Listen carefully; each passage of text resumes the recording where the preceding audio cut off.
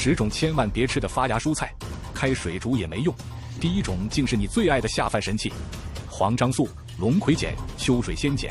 这些植物为了保护自己后代而进化出的化学武器，正通过一个个看似无害的嫩芽，悄悄地从沉睡中被激活，并吃进你的肚子里。本期世界探索站为你独家揭秘10种发芽蔬菜的黑名单，来一场厨房里的发芽警报。第10名，红薯。红薯发芽了，还能吃吗？能，但要看情况。红薯本身发芽不会产生像土豆那样的龙葵碱，但是能够让红薯又发芽又长黑斑的那个潮湿环境，也同样是长刺节盘菌等霉菌的温床。一旦红薯表面出现褐色或黑色的斑点，即使你把斑点挖掉，它产生的甘薯酮等有害物质也早已扩散到整个红薯中。所以只是单纯发芽的可以吃，但只要长了黑斑，请立刻扔掉。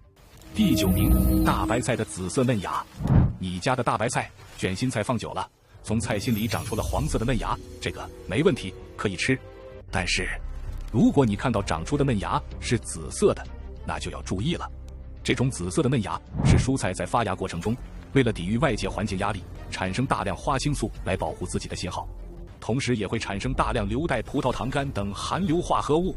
这些物质在特定的酶作用下会分解产生硫氰酸盐，虽然微量无害，但短时间内大量摄入会带来很重的辛辣味和苦味，也就是我们常说的老了、柴了。第8名，发芽的生姜。很多人说烂姜不烂味，发芽的姜也能吃。听好了，这句话只说对了一半。单纯、饱满、没有腐烂的发芽生姜确实无毒，只是营养价值有所降低。但真正的杀手是那个导致的发芽的储存环境。姜发芽通常是因为环境过于潮湿，而这个环境同样也是黄章菌等各种霉菌的天堂。一旦生姜的任何一个部分出现了干瘪、发软、腐烂或者长出了白毛，即使你把烂的部分切掉，剩下的看起来完好的芽和姜也绝对不能再吃了。第7名，发芽的洋葱。单纯发芽的洋葱和蒜一样本身无毒，但它的危险来自于发芽这个动作破坏了它的保护符。洋葱发芽会从内部顶破那层干燥的棕色的外皮，造成破损和裂缝。我们空气中无处不在的青霉菌、去霉菌的孢子就会从这些破损处入侵到洋葱鳞茎的夹层里。这些霉菌在潮湿的鳞茎夹层中生长，不仅会让洋葱腐烂，更可能产生展青霉素等对身体不友好的有害物质。所以芽长出来了，皮也破了的洋葱风险极高。第6名，发芽的皂角。在野外，甚至是一些绿化带里，你可能会看到一种长得像大好豌豆或野生花生的豆荚。请注意，这可千万不能当成豆子吃，它叫皂角。它的种子和豆荚，特别是未成熟的和正在发芽的，富含大量的皂素和植物碱。皂素是啥？你听名字肥皂的皂，它是一种天然的表面活性剂，说白了就是古代人的洗衣液，去污能力超强。那你想想，如果你把洗衣液吃进肚子里，会发生什么？第5名，西兰花的老茎。西兰花、菜花买回家放久了，你会发现它的花球上开始冒出黄色的小花，茎也变得像木头一样，这就是它衰老和2次生长的信号。在这个过程中，它为了开花结果，会大量消耗自身的营养。更重要的是，它体内的一些含硫化合物会分解，产生味道苦涩的物质。